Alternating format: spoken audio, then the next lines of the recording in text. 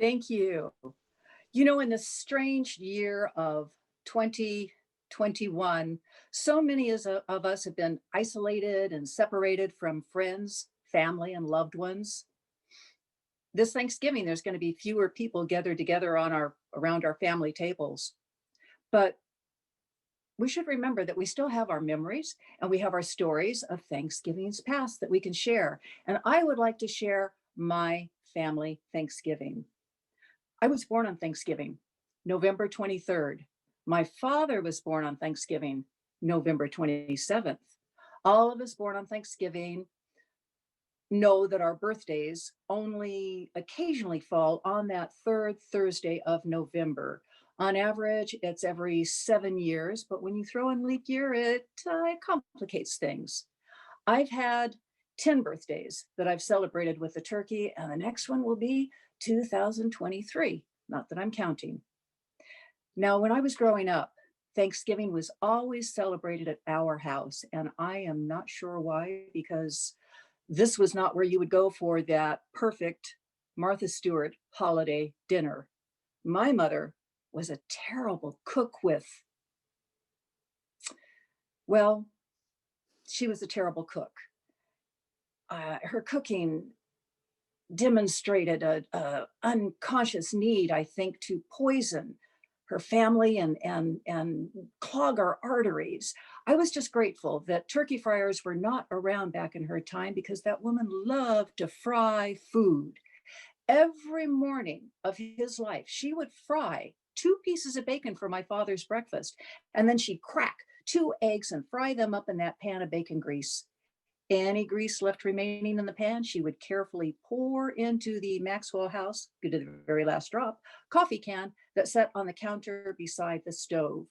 This collected grease was later used to fry up whatever was for dinner: hamburger, steak, vegetables. Questionable leftovers were fried up and served along with the meal. They were served again and again and again until they finally disappeared. But Thanksgiving was a time for special food. There was always a Jello mold. Now, I was horrified when I first learned that gelatin is a protein from collagen that is extracted from boiled bones, connective tissues, and intestines of animals. Ew. My mother loved Jello. Every year there would be her moldy green salad. And this green mold was not to be confused with the leftovers in the refrigerator waiting to be fried up in bacon grease.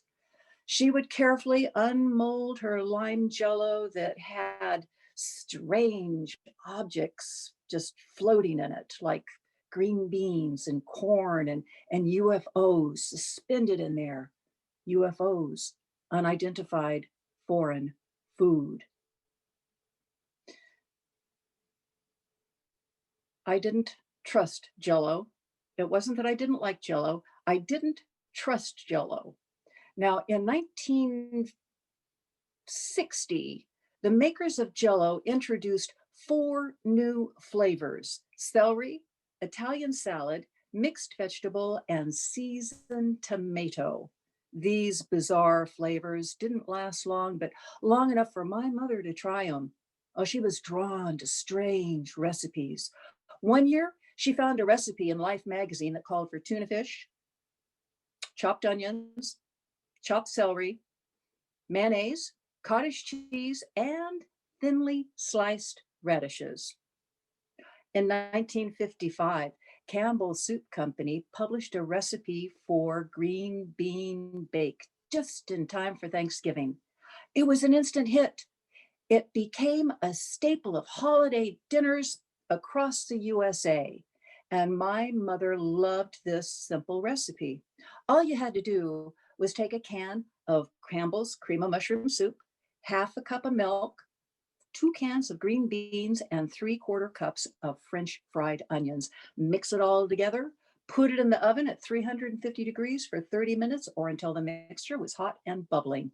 And then you would sprinkle some more of those French fried onions over the top, put it back in for another 5 minutes or until those onions were golden.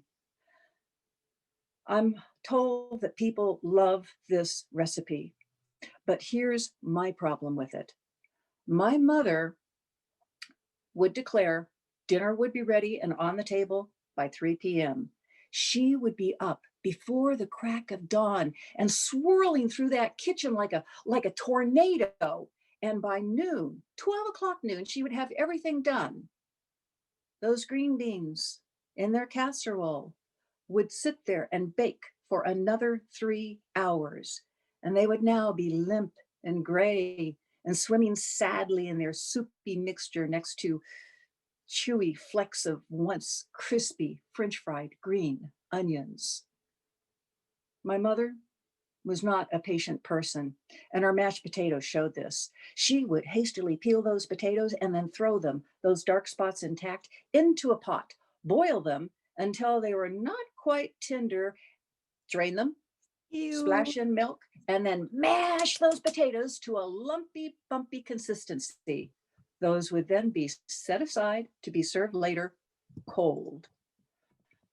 And then there was my mother's turkey gravy. I have never seen anything like my mother's turkey gravy. She would take the parts of the turkey found in the carcass in those little paper bags and toss them all in a pot, except for the heart. And the heart was a delicacy that she would save for herself.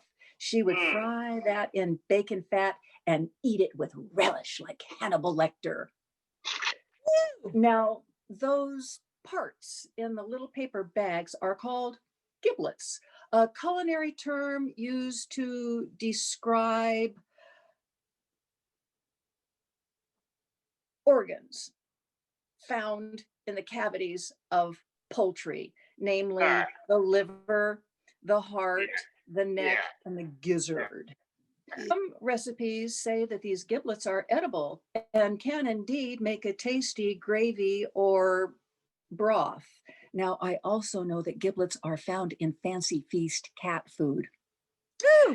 Yeah, these recipes call for cooking the giblets along with chopped celery, onions, and carrots. Well, bless my mother's heart, she would throw whole vegetables in, stalks of celery, whole carrots, whole onions, all into the pot along with those turkey guts. And there they would simmer for a good 3 hours. Now, I don't know if my mother didn't read the next part of the recipe or chose to ignore it, but you are to strain that broth and throw away the vegetables, throw away the turkey guts, or at least chop them into little pieces so you can't tell what they once were. But at this point, my mother's gravy was just about done. And there that stringy neck, strings of meat floating behind it would simmer along with the liver and all of those other bits and bobs, and they would bob up to the top of that surface scum. The vegetables now were colorless. All of it sat there simmering, just waiting for my mother's final touch. To garnish, she would take a boiled egg and thinly slice it and slip that into the whole mess. And I swear, the yolks of those sliced eggs looked for all the world like startled eyes staring up at you, daring you to eat it. I never ate my mother's turkey gut dressing, but I loved turkey. Turkey was good. It was roasted, not fried, until it became leftovers and then was fried. And I thank Mrs. Cubison for her dressing mix, which was launched in the 1950s. It was foolproof and delicious. And of course, the menu was not complete without cranberry sauce, dumped right from the can, retaining its shape, quivering on its serving dish, and contrasting beautifully with the green mold. Now, Thanksgiving, more than any other holiday, was when my family came together. And my grandmother, my aunts, and uncles would already have arrived from out of state days before. And there was always a stranger who came. Strange people they were indeed. I don't know where my mother ever found these odd, eccentric people, but they were handy to liven things up and also to detract from those uncomfortable moments when band-aids would be ripped off of old wounds and reopened and examined. A favorite activity with the family was digging up those skeletons, the family skeletons, and chewing on the bones. And it just seemed that each year those bones were dug up, they got meatier. Getting everybody seated at the table at one time was something that was just very difficult, rarely happened. My father had some type of built-in sensor that would send him to the bathroom just as my mother brought everyone to the table. There we would sit, admiring the turkey that the cat had already found on in the kitchen and chewed on. Now, as my father would be coming back, my crazy Uncle Hap would be taking off for the kitchen to pour himself another snort. And then my Granny Jo, she'd declare that she had to go visit Miss Jonesy. And down the hall, she would totter towards the bathroom, tooting all the way. And we kids were supposed to pretend like we didn't hear this. But finally, when everyone was seated, a quick grace would be said before anyone else could get up. Good food, good meat, good gravy, let's eat. And everybody would tuck in. My father, who told stories all through dinner, was always the last one to finish and surrender his plate. And then one of us kids would be given that turkey wishbone to make a wish on later. Then came the judging of the ugly pie contest. Pies would be lined up on the sideboard, and usually burnt pumpkin ran a close second to what the hell is that? Dessert would be served, and then 5 minutes later, up my mother would pop and begin clearing the table, shooting daggers at anyone who lingered. At this point, the strange guest would start looking uncomfortable and start heading for the door, and thus would end another family Thanksgiving dinner. Now, my grandmother, my mother, my father, all of my aunts and uncles, they're all gone now. But you know, if I could tug on that turkey wishbone and have my wish come true, they would all be sitting at my table this year for one more Thanksgiving dinner with my mother's turkey gut gravy, her moldy green salad with UFOs, and burnt pumpkin pie. And oh, Martha Stewart, what a perfect Thanksgiving that would be. Thank you.